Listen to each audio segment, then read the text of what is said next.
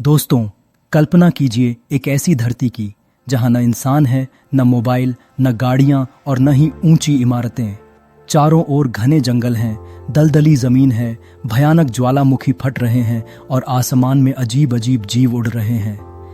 इसी दुनिया में धरती पर राज करते थे ऐसे जीव जिनका नाम सुनते ही आज भी रोंगटे खड़े हो जाते हैं, डायनासोर। आज के इस वीडियो में हम आपको डायनासोर की उस दुनिया में ले चलेंगे जहां हर पल खतरा था, हर जीव ताकत की मिसाल था और जहां जीवन और मृत्यु का फैसला सिर्फ ताकत से होता था। इस वीडियो को अंत तक जरूर देखिए क्योंकि यहां आपको डायनासोर से जुड़ी पूरी कहानी विस्तार से जानने को मिलेगी। डायनासोर क्या थे? डायनासोर धरती पर पाए जाने वाले प्राचीन सरीसृप थे जो लगभग 23 करोड़ साल पहले पहली बार दिखाई दिए। उन्होंने लगभग 16 करोड़ वर्षों तक धरती पर राज किया और फिर करीब 6 करोड़ साल पहले अचानक विलुप्त हो गए। यह समय इंसानों के अस्तित्व से बहुत पहले का था। डायनासोर इतने विशाल, शक्तिशाली और विविध थे कि आज भी वैज्ञानिक इनके बारे में जानकर हैरान रह जाते हैं। डायनासोर शब्द का अर्थ होता है भयानक छिपकली। हालांकि यह नाम सुनकर लगता है कि सभी डायनासोर डरावने होंगे, लेकिन ऐसा नहीं था। कुछ डायनासोर बेहद शांत स्वभाव के थे जो सिर्फ पेड़ पौधे खाते थे, जबकि कुछ इतने खतरनाक शिकारी थे कि उनके सामने कोई भी जीव टिक नहीं पाता था। डायनासोर का युगीय, अयुगीयसा डायनासोर का समय 3 बड़े भागों में बांटा जाता है। पहले दौर में डायनासोर की शुरुआत हुई। इस समय धरती पर अलग अलग तरह के छोटे और मध्यम आकार के डायनासोर दिखाई देने लगे। धीरे धीरे उन्होंने पूरे ग्रह पर फैलना शुरू किया। दूसरे दौर में डायनासोर अपने सबसे विशाल और शक्तिशाली रूप में थे। इसी समय धरती पर सबसे बड़े डायनासोर मौजूद थे। लंबी गर्दन वाले शाकाहारी डायनासोर और खतरनाक मांसाहारी शिकारी इसी समय सबसे ज्यादा फले फूले। तीसरे दौर में डायनासोर की विविधता अपने चरम पर थी।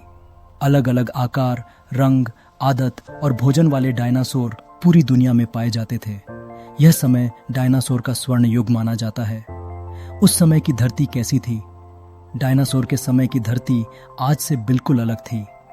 तब महाद्वीप जुड़े हुए थे जिन्हें बाद में प्लेटों की हलचल ने अलग अलग कर दिया। मौसम अधिक गर्म और नम था। बर्फ बहुत कम थी और जंगल हर जगह फैले हुए थे।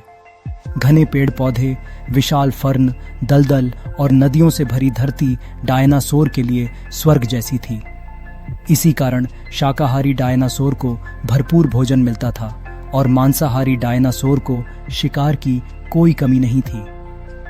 डायनासोर के प्रकार डायनासोर को मुख्य रूप से 2 बड़े वर्गों में बांटा जाता है, शाकाहारी और मांसाहारी। शाकाहारी डायनासोर वे थे जो केवल पेड़ पौधे, पत्तियां और फल खाते थे। ये आकार में बहुत बड़े होते थे। इनकी लंबी गर्दन होती थी जिससे ये ऊंचे पेड़ों की पत्तियां खा सकते थे। इनका शरीर भारी होता था और पूंछ मजबूत जो संतुलन और रक्षा में मदद करती थी। मांसाहारी डायनासोर सबसे ज्यादा डरावने माने जाते थे। इनके दांत बेहद नुकीले और पंजे तेज होते थे। इनकी आंखें सामने की ओर होती थीं, जिससे ये शिकार पर सटीक नजर रख पाते थे। ये डायनासोर तेज दौड़ते थे और अपने शिकार को पकड़ने में माहिर थे। कुछ प्रसिद्ध डायनासोर, कुछ डायनासोर ऐसे हैं जिनका नाम आज भी फिल्मों और किताबों में सुनने को मिलता है। विशाल शरीर, ताकतवर जबड़े और भयानक दहाड़ वाले ये डायनासोर अपनी ताकत के लिए जाने जाते थे। वहीं कुछ डायनासोर इतने बड़े थे कि उनका एक एक कदम धरती को हिला देता था। कुछ डायनासोर के शरीर पर सींग और कवच जैसी संरचना होती थी जो उन्हें शिकारियों से बचाती थी। कुछ के पास तेज नुकीली पूंछ होती थी जो हथियार की तरह काम करती थी। डायनासोर कैसे शिकार करते थे? मांसाहारी डायनासोर बेहद चतुर शिकारी थे। वे अक्सर झाड़ियों में छिपकर अपने शिकार पर नजर रखते थे।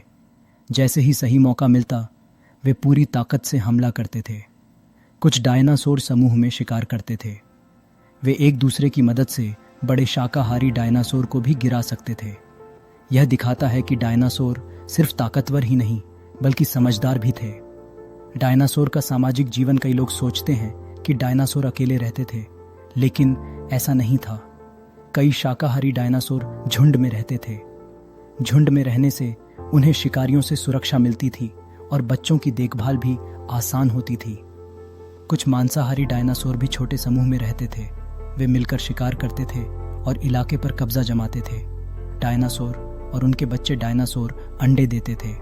वे जमीन में घोंसले बनाकर अंडे रखते थे। वैज्ञानिकों को ऐसे जीवाश्म मिले हैं जिनसे पता चलता है कि कुछ डायनासोर अपने अंडों और बच्चों की रक्षा करते थे। यह धारणा गलत है कि सभी डायनासोर क्रूर थे।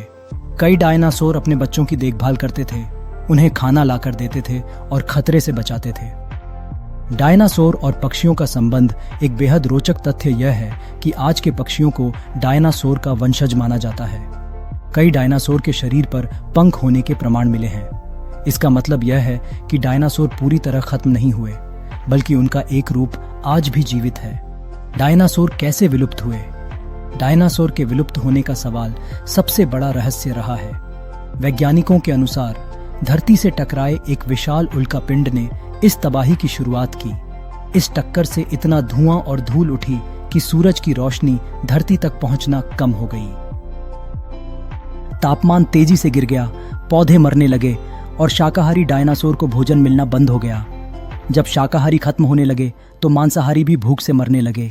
इसके अलावा ज्वालामुखी विस्फोट और जलवायु परिवर्तन ने भी इस विनाश को और तेज कर दिया।